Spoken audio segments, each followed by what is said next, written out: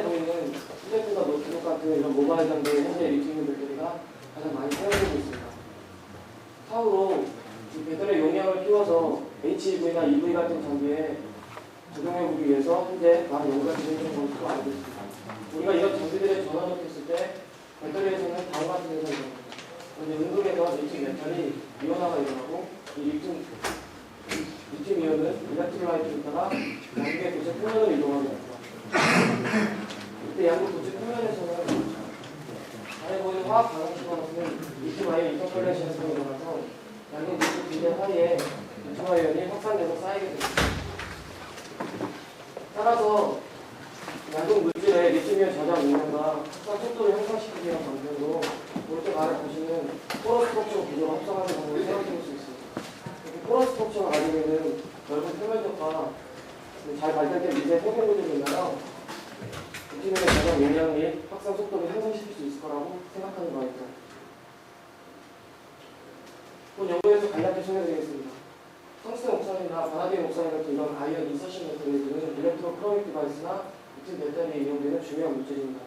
특히 바나디움 펜톡사이드 같은 경우에는 리튬 이온의 저장 용량과 리버스빌리티가 매우 크기 때문에 1970년대부터 많은 연구가 진행되어 왔습니다.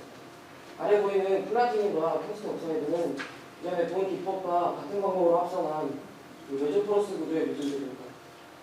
보시다시피 잘 발달된 세분 구조와 높은 표면적으로 인하여 총매로 사용했을 때 성능 향상되었음이 이미 보고된 바 있습니다. 앞에서 본 TM 사진과 같은 메조포러스 구조의 전기화학법으로 메조포러스 구조를 합성하는 원리에 대해서 간략하게 설명드리겠습니다. 먼저 프리커서가 포함된 전해질 용액 속에 템플레이팅 에이전트 역할을 할 수 있는 서포턴트를 첨가해줍니다. 여기에 전기 에너지를 가해주게 되면 무기이온의 전기 질착이 일어난다든지 서포턴트의 마이스 포메이션이 일어나게 됩니다. 이렇게 합성된 방법을 적당한 열처리를 하거나 적당한 용매를 사용하여 세척하여 주면 서포턴트는 제거되고 있던 자리에 보시는 바와 같은 포호가 형성되는 원리가 되었습니다. 본 합성법은 몇 가지 큰 장점을 가지고 있습니다. 그중 첫 번째로 CNC 이하의 서포턴트를 사용하여도 이렇게 포스트웍스를 합성할 수 있는 장점을 가지고 있습니다. 기존의 도장법이나 솔데법 같은 일단 나노 세분 구조 합성법에서는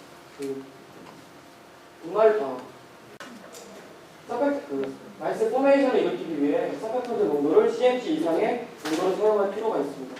하지만 도납성법에서는 이 서포턴트 마이스 포메이션이 기판 표면에 형성되는 차지에서 형성되기 때문에 소량의 서포턴트로 합성이 가능합니다. 그리고 또한 두 번째 장점으로 기판에 다이렉트로 합성되는 장점을 말씀드릴 수 있습니다. 두발로 합성된 경우 바인더나 페이스트를 사용해서 추후에 캐스팅을 해야 되는 공정이 들어가게 돼서 원래 물질의 성능이 향상되는 현상이 일어나기도 합니다.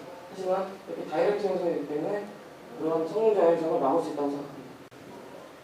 본론에 들어가서 실험 과정에 대해서 설명드리겠습니다.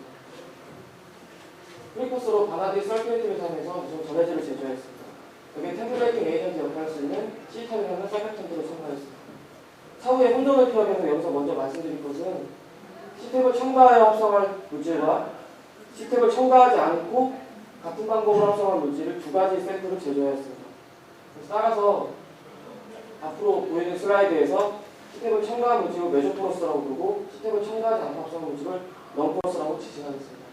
이렇게 제조한 전해질의 pH를 조절하여 황산을 첨가할 pH를 조절했고 아이티오 글래스를 기판으로 사용하여 전기 질적을 시작했습니다. 마지막으로 서페턴트를 제거하기 위해 연포물에 세척하였습니다. 결과에 대해서 간단한 문체를 정리해봤습니다. 먼저 기판의 특성 분석을 위해 XRD와 XPS 라만 분석을 하였고 표면 모폴로지나 위성 세분 구조의 확인을 위해서 스모임 XRD와 TEM 분석을 했습니다. 배터리 정보로서 성능 테스트를 위해 충방전 테스트를 실시했습니다. 먼저 XRD 데이터를 보시겠습니다. 맨 아래 보이는 검정색 그래프가 기판으로 사용한 ITO 글래스의 XRD 데이터입니다. 위로 올라가에 따라 패시네이션 처리 온도를 높였을 때 XRD가 나옵니다. 보시는 바와 같이 약 350도씨 이상에서부터 바나디 펜덕 사이의 크리스탈리티가 나타나고 있습니다. 저희가 합성한 패시네이션 하지 않은 합성 직후의 XRD에서는 밑에서 두 번째 노란색 그래프입니다. 보시는 바와 같이 아모포스 구조를 띠고 있어 물질의 화학적 상태를 정확히 알 수 없었습니다. 따라서 추가적으로 XPS와 라만 분석을 실시하였습니다. 캐시넷을 하지 않고 합성 직후에 스페이스와 X스페이스와 나누게 됩니다. 좌측에 보시는 것과 같이 바나디움의 옵시레이션 스테이트가 바나디움 펜톡사이드를 나타내는 고가의 바인딩 에너지 픽을 보여주고 있습니다. 우측에 라만 데이터를 보시더라도 라만 산란 픽의 위치가 V2O5와 정확히 일치하는 데이터를 보여주고 있습니다. 이상 결과로 봤을 때 아모포스로 구조를 가지고 있지만 바나디움 펜톡사이드가 성공적으로 합성되었다고 결론을 내려볼 수 있습니다. 서펙턴들 첨가하고 합성한 것과 첨가하지 않고 합성한 이 두 물질의 표면 모폴러지 분석을 위해 세 분석을 실시했습니다. 보시는 바와 같이 표면 모폴러지가 확연히 다른 것을 확인할 수 있습니다. 이렇게 표면 모폴러지가 차이가 나는 이유는 전해질에 C탭을 첨가하게 됨으로써 C탭과 무기온의 인터랙션이 발생하게 됩니다. 따라서 증착을 하게 되면 무기온의 전기 증착이 일어나면서 바나디움 펜톡사이드 입자를 형성하는 과정에서 C탭이 영향을 주게 됩니다. 그래서 이렇게 표면 모폴러지가 변화하게 됩니다. 여기서 알 수 있는 것은 C탭이 바나디움 펜톡사이드를 합성하는 과정에는 영향을 미치지 화학적으로 영향을 미치지 않지만 이렇게 입자를 형성하는 모폴러지를 형성하는 과정에서 영향을 주었다고 판단해 볼 수 있습니다. 좀 더 미세 세분 구조를 확인하기 위해 분석한 스몰앤드 엑스알디와 TM 분석 결과를 살펴보겠습니다. 저쪽에 스몰앤드 엑스알디 결과를 보시는 바와 같이 100, 200의 패턴을 가지는 매우 강한 회절 픽을 얻을 수 있었습니다. 이거를 브래그식을 이용하여 디스페이스로 다시 환산했을 때 여기 보이는 이 주 픽은 약 3.5나노미터인 것으로 확인되었습니다. 펜 분석 결과를 살펴보겠습니다. 보시는 바와 같이 마치 사람의 지문 모양과 비슷한 균일한 구조의 라멜라 스트럭처를 얻을 수 있었습니다. 이 펜 분석 결과는 이 앞에 스몰 엑사이드와 일치하는 결과입니다. 따라서 이 라멜라 스트럭처의 평균적인 포어 사이즈는 2.2나노미터였고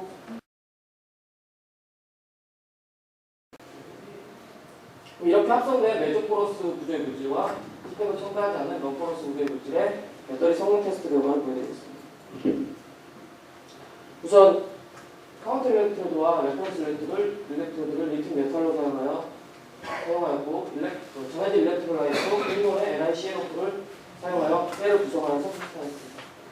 그리고 이해를 돕기 위해 여기에 사용하는 C레이스에 관해서 간략히 설명드리겠습니다. C레이스는 배터리 충전 변경시키는 일정 전류 속도를 이용합니다. 예를 들어 여기 보이는 5C레이스는 1C레이스의 2배 빠른 전류 속도를 5배 빠른 전류 속도를 이용합니다. 결과를 살펴보도록 하겠습니다. 다섯 가지의 속도의 C레이스에서 방전 테스트를 하였을 때 모든 C레이스를 비교하였을 때 메조포러스가 넌포러스보다 용량이 상승된 것을 확인할 수 있습니다. 이렇게 용량이 상승된 이유는 제가 처음에 말씀드렸다시피 이 메조포러스 구조가 가지고 있는 넓은 표면적으로 인하여 리튬 이온의 인터폴레이션 현상이 더 많이 일어났기 때문입니다. 이 데이터를 좀 더 자세히 확인하기 위하여 C레이스에 따라 다시 결과를 정리해봤습니다. X축이 C레이시고 Y축이 캐패시티입니다. 보시는 빨간색 그래프가 메조포러스 데이터고 파란색 그래프가 넌포러스 데이터. 우선 첫 번째로 딱 볼 수 있는 것은 메조포러스나 넌포러스나 C레이시 올라감에 따라 용량이 감소함을 보여주고 있습니다. 이건 어찌 보면 당연한 결과인데요. C레이시 올라감에 따라 즉 방정 속도가 빨라짐에 따라 인터폴레이션 일어남에 따라 내부 저항이 발생하게 됩니다. 즉 쉽게 말해서 배터리 급속 충방전하는 거와 같은 원리가 되겠습니다. 하지만 자세히 보시면 메조포러스의 경우 넌포러스에 비해 이 캐패시티에 감소하는 정도가 확연히 줄어든 걸 확인할 수 있습니다. 이렇게 C레이시 빨라져도 캐패시티가 정량적으로 판단했을 때 이 넌포러스의 경우 50C레이트와 1C레이트 비교했을 때 약 50C레이트가 1C레이트의 40%의 용량을 보여주고 있지만 메조포러스의 경우 1C레이트에 비해 50C레이트는 70%가 넘는 용량을 유지하고 있습니다. 이렇게 C레이트 감소하는 정도가 줄어든 이유는 이 메조포러스가 가지고 있는 이 잘 발달된 미세 세분 구조로 인하여 리튬 이온의 이 확산 속도를 향상시켰기 때문에 우호전류에 방전을 시켰을 때에도 이 리튬 인터폴레이션 현상이 잘 진행된 것으로 판단해 볼 수 있습니다. 결론을 요약해봤습니다. C탭이라는 템플레이팅 에이전트를 사용하여 전기 증착법으로 메조포러스 반응된 펜톡사이드를 합성하고 이를 구조 분석 흔들과 균일한 구조의 라멜라 페이스를 가지고 있는 것으로 확인되었습니다. 그리고 이건 배터리 전극으로서 손으로 테스트했을 때 일반 넌플러스 벌크 상태일 때보다 리튬의 저장 용량 및 확산 속도가 향상되었음을 확인할 수 있었습니다.